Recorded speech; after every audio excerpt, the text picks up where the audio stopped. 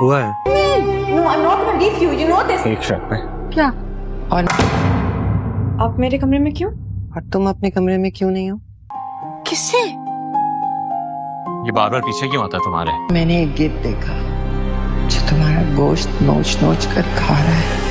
अल्लाह तुम्हें हर बुरी घड़ी से बचाए रखे।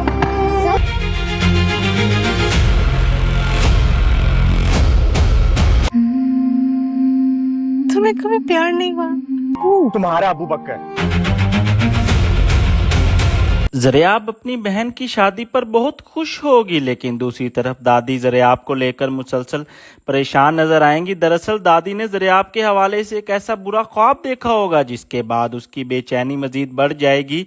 इस परेशानी में दादी ज़रियाब के कमरे में जाएंगी, लेकिन वहां पहुंचकर उन्हें मालूम होगा कि ज़रियाब आधी रात को भी अपने कमरे में मौजूद नहीं। हकीकत में ज़रियाब इस वक्त जामिल को मनाने के लिए उसके साथ मुलाकात में होगी। कुछ देर बाद जब ज़रियाब वापस अपने कमरे में आएगी और दादी को वहां मौजूद देखेगी तो वो हैरान हो जाएगी और फौरन पूछेगी कि दादी आप इस वक्त मेरे कमरे में क्या कर रही हैं। दादी ज़रियाब की रात गए तक बाहर रहने पर उसे समझाने की कोशिश करेगी, लेकिन ज़रियाब को उनकी किसी बात पर भी ज्यादा निदामत महसूस नहीं होगी और वो अपनी मोहब्बत के दिफा में दादी के सामने खड़ी हो जाएंगी। दूसरी तरफ अबू बकर की वालदा अपने बेटे से एक दिलचस्प सवाल करेंगी कि क्या जिंदगी में कभी उसने किसी से सच्ची मोहब्बत की है। इस पर अबू बकर जवाब देगा कि हाँ मुझे मोहब्बत हुई है और वो भी आपसे। लेकिन अबू बकर की बातों से भी ये वाज़ह होगा कि एक लड़की उस पर पूरी तरह फिदा है और जो अबू बकर के लिए अपनी हर हद पार करने को तैयार है और उसे हासिल करने के लिए कुछ भी कर सकती है। इधर दूसरी तरफ जब जामिल के अंदर ज़रियाब और अबू बकर को लेकर बेचैनी और शक मजीद बढ़ जाएगा, वो इतना ज़्यादा एहसास हो जाएगा कि